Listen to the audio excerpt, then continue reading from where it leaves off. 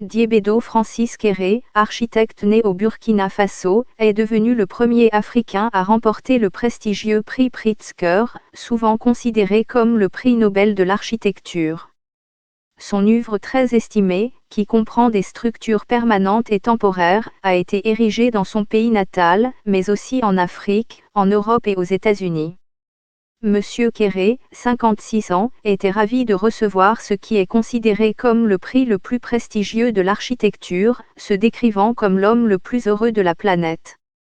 C'était une grande surprise, mais je suis subordonné et très fier de voir que ce travail que j'ai toujours considéré comme une affaire personnelle ait pu être lié à la fondation Pritzker et que j'ai reçu ce prix pour un travail qui me passionne tant, a déclaré Francis Kéré.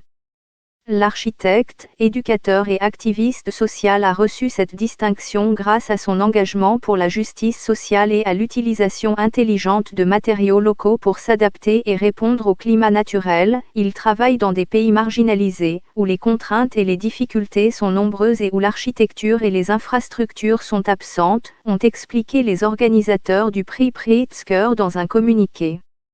Pionnier des constructions durables au service des populations, Kéré considère que l'architecture est un service à l'humanité. Nous avons un métier fait pour créer de l'espace pour habiter l'humanité, c'est-à-dire c'est une profession dont tout le monde a besoin, a-t-il ajouté. Kéré est réputé pour avoir construit des écoles, des établissements de santé, des logements, des bâtiments municipaux et des espaces publics dans toute l'Afrique, notamment au Bénin, au Burkina Faso, au Mali, au Togo, au Kenya, au Mozambique et au Soudan. Il a par exemple conçu et construit l'école primaire de son village au Burkina à partir de briques de terre et d'un simple plan de ventilation. Ces projets, qui visent à faire revivre les conceptions architecturales traditionnelles africaines en y apportant une touche moderne et durable, ont été remarqués, mettant en lumière sa vision afrofuturiste d'une architecture contemporaine à l'intersection de l'utopie et du pragmatisme, écrit l'architecte sur son site web. Né à Gando, au Burkina Faso, et basé à Berlin, en Allemagne, l'architecte transforme les communautés par le biais de l'architecture grâce à son engagement pour la justice sociale ainsi que par l'utilisation intelligente de matériaux locaux en relation avec le climat naturel. Il construit des écoles contemporaines, des établissements scolaires, des centres de santé, des logements professionnels, des bâtiments civiques et des espaces publics contemporains, souvent dans des pays où les ressources sont fragiles. Pour l'architecte, chaque personne qui œuvre dans le monde de l'architecture doit être conscient de la responsabilité que nous avons de loger et de tout faire que ce que nous créons pour l'humanité ne cause pas dommage à l'humanité. Ajoutant, je suis très heureux que le travail que j'ai fait pour créer de l'espace pour tout le monde, que ce soit des écoles ou des assemblées nationales ou des espaces aux États-Unis, soit évalué et considéré à leur valeur vu la façon dont j'approche le thème et qu'il y ait une telle considération. S'il côtoie aujourd'hui les grands noms de l'architecture, Kéré pense aussi aux prochaines générations sur le continent, espérant que cette récompense va encourager beaucoup de jeunes à emboîter ce pas et à œuvrer, se dire que quel que soit où nous sommes, si nous croyons à notre vision et si nous travaillons dur, il y aura des fondations qui vont mettre ce que nous faisons sous une grande lumière. Mais son parcours de 10 ans vers le sommet de son domaine a été loin d'être simple, les opportunités étant limitées dans son village. J'ai grandi dans une communauté où il n'y avait pas de jardin d'enfants, mais où la communauté était votre famille, a-t-il déclaré au prix Pritzker. Je me souviens de la pièce où ma grand-mère s'asseyait et racontait des histoires avec un peu de lumière, tandis que nous nous serrions les uns contre les autres et que sa voix à l'intérieur de la pièce nous enfermait, nous sommant de nous rapprocher et de former un lieu sûr. C'était mon premier sens de l'architecture, poursuit-il.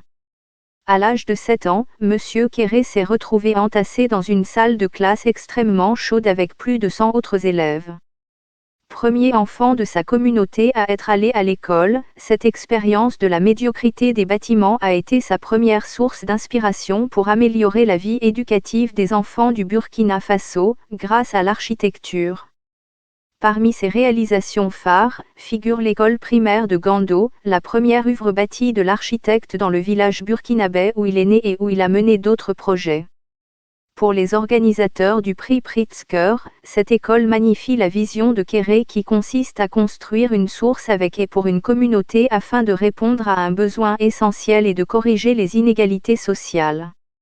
Ce n'est pas parce que vous êtes riche que vous devez gaspiller du matériel. Ce n'est pas parce qu'on est pauvre qu'on ne doit pas essayer de créer de la qualité, ajoute Francis Kéré, dans le communiqué du prix Pritzker. Avec des bâtiments sobres au ton chaud, sable ou ocre, qui se mêlent le paysage, l'école est conçue pour résister à la chaleur. Dans l'architecture de Caire, la lumière est capitale. Une bonne architecture au Burkina Faso, c'est une salle de classe où l'on peut s'asseoir, avoir une lumière filtrée qui pénètre comme on veut l'utiliser, sur le tableau noir ou sur un bureau, explique l'architecte. Nous sommes liés les uns aux autres et les préoccupations en matière de climat, de démocratie et de pénurie nous concernent tous, ajoute l'architecte. Des années plus tard et après des études en Allemagne, le rêve est devenu réalité. En 2001, M. Kéré a conçu une école primaire dans son village natal de Gando, son premier bâtiment. Cette école a été construite avec la participation significative de la population locale, qui a contribué à la main-d'œuvre et aux ressources, selon le site web du prix. Le succès de l'école primaire a valu à M. Kéré de recevoir en 2004 le prix Aga Khan, qui est décerné tous les 3 ans pour identifier les projets de construction qui répondent aux besoins des sociétés à forte population musulmane. La renommée de l'école de Gando lui a ensuite ouvert la voie pour concevoir d'autres établissements scolaires, comme le lycée Chorges, également au Burkina Faso.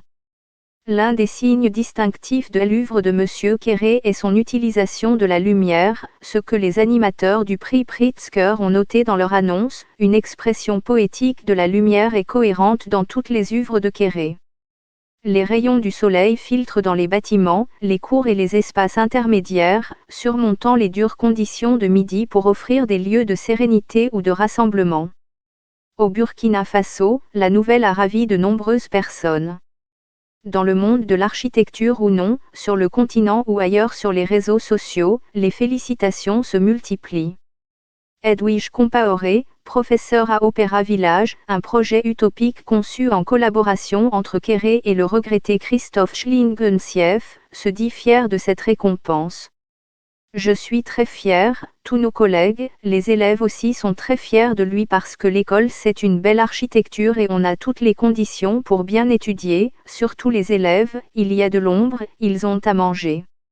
On le félicite, dit-elle dans une vidéo de l'agence France Presse.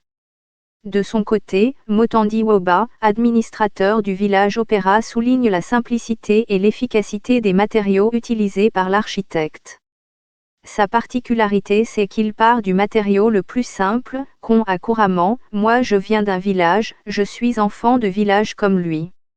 Du matériau que nos parents ont utilisé et qu'ils continuent à utiliser, qui n'est pas considéré comme quelque chose de noble, mais lui il en a fait quelque chose de noble, a-t-il déclaré à l'AFP. L'utilisation de la lumière, caractéristique de M. Kéré, est également évidente dans la conception d'établissements de soins de santé, tels que le centre de santé et de protection sociale du village de l'Opéra, au Burkina Faso, qui est toujours en construction, selon le site web de l'architecte.